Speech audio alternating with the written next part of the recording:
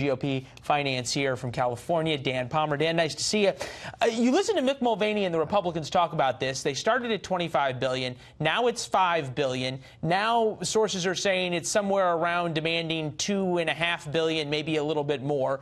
Matt Gaetz was on a couple of days ago saying all we need is a crooked number. You negotiate a lot of real estate deals. It feels like Republicans are almost negotiating against themselves here. I don't like the way the Democrats have framed the debate. It's this number, it's that number.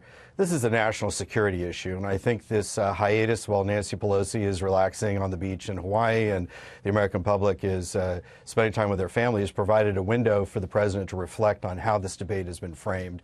If he frames this correctly as a national security matter, cost is frankly irrelevant. Nancy Pelosi wants to make this a moral argument. The moral imperative couldn't have been more clearly stated than with the death of this officer in California. Yeah. This is a complete outrage from a national security standpoint, and cost is absolutely irrelevant. You talk in terms of the president reflecting on how to discuss this. This was from Politico this morning talking about the president. He stayed home from Florida but hardly appeared on television or in public.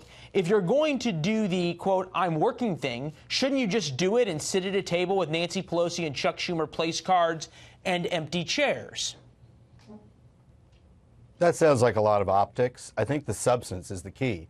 The fact is that the United States has a national security This debate is about optics, Dan. No, I mean that's arguably President Trump is the best guy, best politician in a very long time when it comes to optics.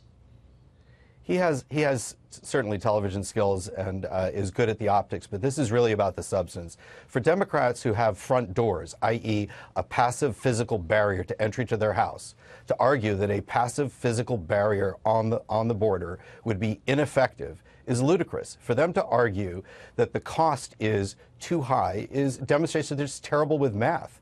This wall at $20 billion equates to $60 per U.S. citizen. The cost of an illegal immigrant over their lifetime in the United States is $130,000. Given 30 years of unrestricted border crossings, that's over $5 trillion.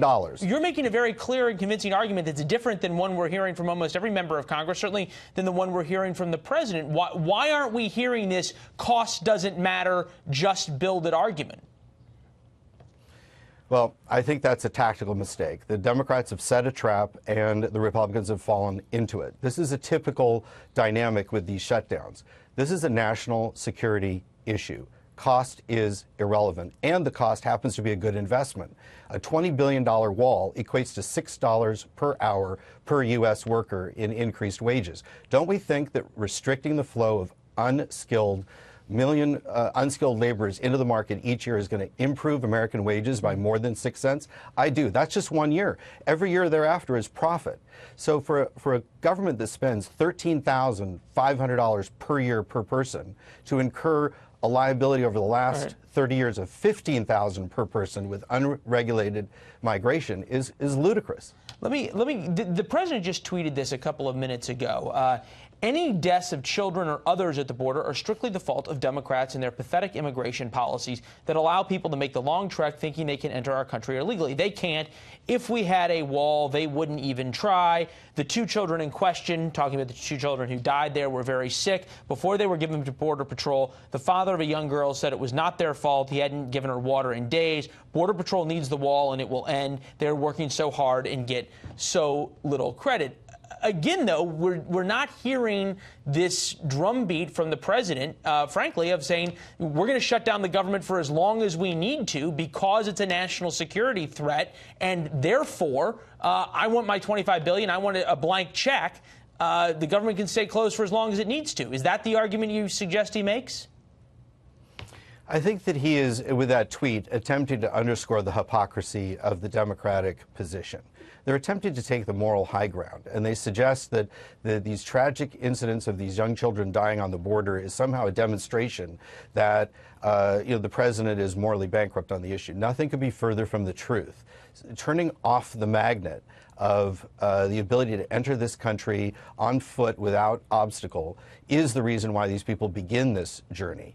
They need to turn off the magnet. I think that the moral argument here has to do with protecting American citizens. We see this evidence with these angel tragedies. You know, we saw it with Kate Steinle. We saw it with the officer in California. These are but two of numerous instances where United States lives are put at risk because we don't have a passive physical barrier on the border.